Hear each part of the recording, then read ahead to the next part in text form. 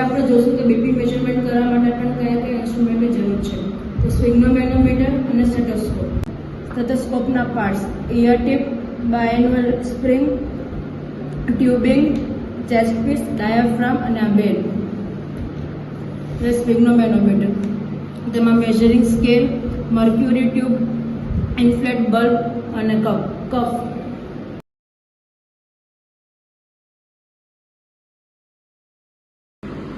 હવે આપણે જોઈશું કે બીપી મેજરમેન્ટ કરવાના કયા કયા મેથડ હોય છે. મોસ્ટલી બે મેથડ છે, ડાયરેક્ટ અને ઇનડાયરેક્ટ. એમાં ડાયરેક્ટમાં ઓસ્કલટેટરી અને પાલ્પેટરી આ બે મેથડ્સ આવે છે. અને આ બે મેથડ્સ હમણાં તમે ડેમોન્સ્ટ્રેટ કરીને બતાવશો.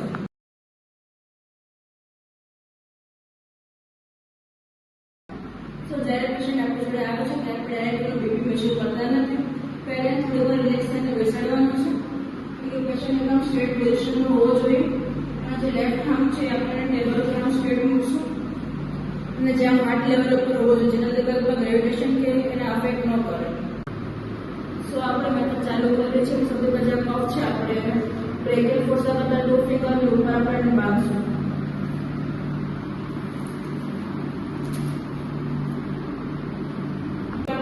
બાંધો છે કોઈ 5 સેન્ટીમીટર કરતાં વધારે અબાઉ ન હોય અને ના વધારે ટાઈટ હોય કે ના વધારે લૂઝ.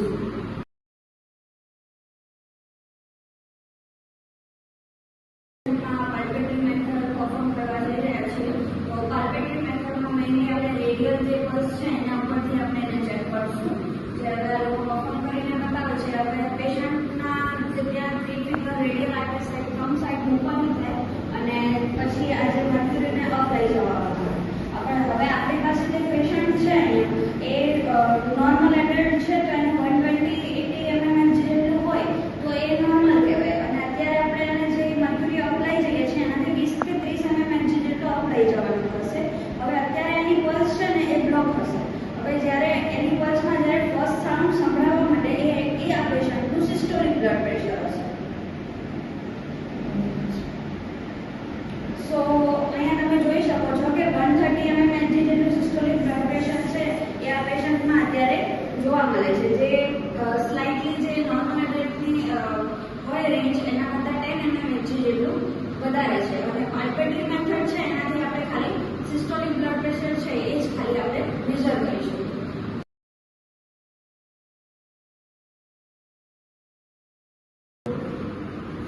હવે આપણે પેશન્ટના છે ને ઓસ્કલટેટરી મેથડ જોઈશું. ઓસ્કલટેટરી મેથડમાં બે સાઉન્ડ સંભળાય, સિસ્ટોલિક અને ડાયસ્ટોલિક. સિસ્ટોલિક સાઉન્ડ જ્યારે મતલબ સાઉન્ડ આવવાનું શરૂ થશે અત્યારે જે પલ્સ બ્લોક છે તો એ એનું સિસ્ટોલિક બ્લડ પ્રેશર રહેશે અને જ્યારે સાઉન્ડ આવવાનું બંધ થઈ જશે એ એનું ડાયસ્ટોલિક બ્લડ પ્રેશર રહેશે.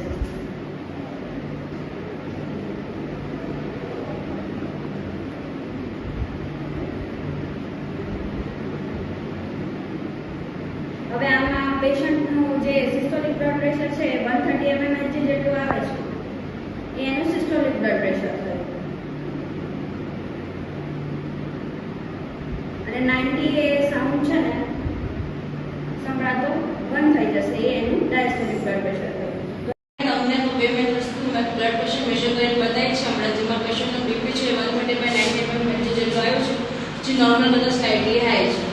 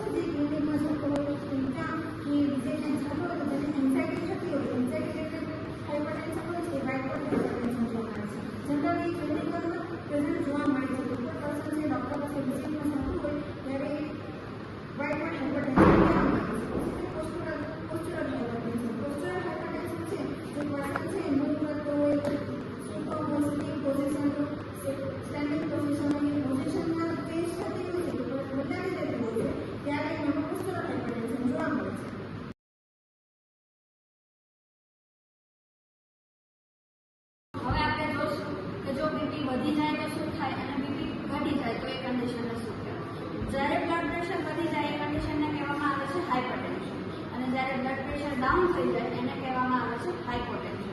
તો હાઇપરટેન્શન અને હાઇપોટેન્શનના જે ક્લિનિકલ ફીચર્સ છે એ તમને ડિફરન્ટ જોવા મળશે. હાઇપરટેન્શનના ક્લિનિકલ ફીચર્સની વાત કરીએ તો એમાં મોર્નિંગમાં હેડેક જોવા મળશે, મેઇનલી ઓક્સિપિટલ સાઇડમાં એનો હેડેક જોવા મળશે. પછી એને ડિઝીનેસ એટલે કે મતલબ ચક્કર આવવા, પછી પાલ્પિટેશન એટલે ધબકારા વધી જવા, પછી બ્લડ વિઝન એટલે કે મતલબ થોડુંક ધૂંધળું દેખાવા માંડવું, અને એપિસ્ટેક્સિસ એ રેર કેસીસમાં કે નસકોરી ફૂટી જવાના ને એવું બધું પણ જોવા મળે છે. અને જ્યારે હાઇપરટેન્શન છે એ સિવિયર અને પરસિસ્ટન્ટ રહે ત્યારે એની કોમ્પ્લિકેશનમાં તમે જુઓ તો સ્ટ્રોક, પછી માયોકાર્ડિયલ ઇન્ફેક્શન, પછી છે ને લોંગ ટાઈમ સુધી કે કિડની ડેમેજ પણ થઈ શકે. હવે આપણે જોઈશું હાઇપોટેન્શન. હાઇપોટેન્શનમાં જે છે ને એ બ્લડ પ્રેશર એની નોર્મલ જે વેલ્યુઝ હોય એના કરતાં ઓછું થઈ જાય છે. એટલે પેશન્ટમાં વીકનેસ જેમ કે મતલબ થાક લાગવો, ફેન્ટિંગ, ચક્કર આવવા, પછી એની જે સ્કિન જે હશે એ ઠંડી પડી જશે અને મતલબ એના જે ધબકારા હશે એક સાથે બહુ વધી જશે. આવી બધી સિચ્યુએશન જોવા મળે છે. એની સાથે સાથે પેશન્ટને નોઝિયા, વોમિટિંગ, જે મતલબ ઉબકાવા અને ઉલટીઓ થવી એવું બધું પણ એની સાથે જોવા મળે છે. અને એના લીધે છે ને એ જો હાઇપોટેન્શનની કન્ડિશન જો પ્રીવિયસ કન્ટિન્યુ રહે તો એમાં પેશન્ટને સિન્કોપ થવાની, સેરેબ્રલ પરફ્યુઝન તથા એન્જાઇના અને શોક થવાની મતલબ કોમ્પ્લિકેશન્સ થઈ શકે. હવે આપણે જોશું કે એને જનરલી તમે કેમ મેનેજ કરી શકો અને એલોપેથિક સાઇડથી એને કઈ મેડિસિન હાઇપરટેન્શન અને હાઇપોટેન્શનમાં યુઝ કરવામાં આવે છે. જનરલ મેજરમેન્ટમાં છે ને કે એક તો પેશન્ટને એમ કહેવાનું કે વજન ઉતારો, પછી એને સોલ્ટ રિસ્ટ્રિક્ટેડ ડાયટ યુઝ કરવા માટે કહેવાનું. જો સ્મોકિંગ અને આલ્કોહોલની આદત હોય તો એને એ સ્ટોપ કરવાનું કહેવાનું. સાથે સાથે હેલ્ધી ડાયટ્સ છે એ લેવા માટે, અને જે પણ જો બહુ સ્ટ્રેસમાં હોય તો એને કહેવાનું કે તમે સ્ટ્રેસ કંટ્રોલ કરો, બહુ વિચારવાનું નહીં, બહુ ચિંતા નહીં કરવાની, એવી જે જનરલ જે સલાહ છે એ લઈ શકાય.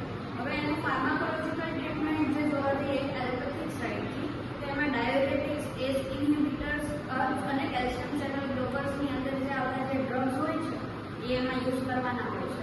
આઈવી, લેબેટોલ, નાઇટ્રોક્લોસાઇડ એ બધું આપવાનું હોય છે. એની સાથે સાથે એનું આઈસીયુ મોનિટરિંગ અને છે ને એ બધું કરવાનું હોય છે. અને અમુક જે બધી જે ડ્રગ્સ છે જેમ કે ડાયાબિટીક્સ તરીકે ફ્યુરોસેરામાઇડ, કેલ્શિયમ ચેનલ બ્લોકર તરીકે એમાઇલોડોપ્રિન અને અર્બ્સ તરીકે એસ ઇન્હિબિટર્સ તરીકે લોરાસેટ્રાન મેડિસિન યુઝ કરવામાં આવે છે.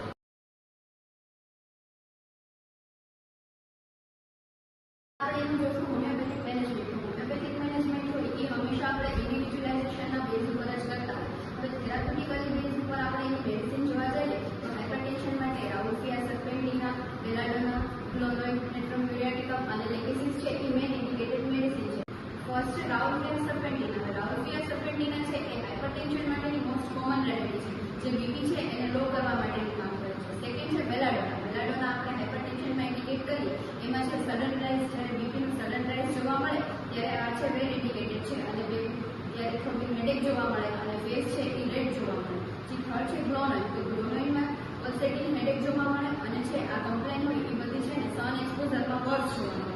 જે અનધર મેડિસિન છે નેટ્રોમ્યુરિયાટિકમ. નેટ્રોમ્યુરિયાટિકમમાં હાઇપરટેન્શન જોવા મળે વિથ સ્ટ્રેસ. કોઈ સ્ટ્રેસના લીધે હાઇપરટેન્શન થાય તો એના માટે નેટ્રોમ્યુરિયાટિકમ હાઇપરટેન્શન માટેની મેડિસિન. હવે આપણે જોશું હાઇપરટેન્શન માટેની મેડિસિન. તો હાઇપરટેન્શનમાં જેલ્સિયમ, ચાઇના ઓફિશનાલિસ, કાર્બોવેજિટેબલિસ અને ડિજિટાલિસ આ મેડિસિન છે એ મેઇન ઇન્ડિકેટેડ મેડિસિન હોય. એમાં જેલ્સિયમ છે હાઇપરટેન્શન માટે ઇન્ડિકેટ કરીએ ત્યારે જોડે જોડે વીકનેસ, ડિઝીનેસ, ડલનેસ અને ડ્રાઉઝીનેસ જોવા મળે. પછી સેકન્ડ વન છે ચાઇના ઓફિશનાલિસ. તો ચાઇના ઓફિશનાલિસમાં હાઇપરટેન્શન જોવા મળે એના લીધે જોવા મળે કે વાઇટલ ફ્લુઇડ હોય એનો લોસ થયો હોય તો એના માટે આપણે ચાઇના ઓફિશનાલિસની ઇન્ડિકેટ કરતા હોય.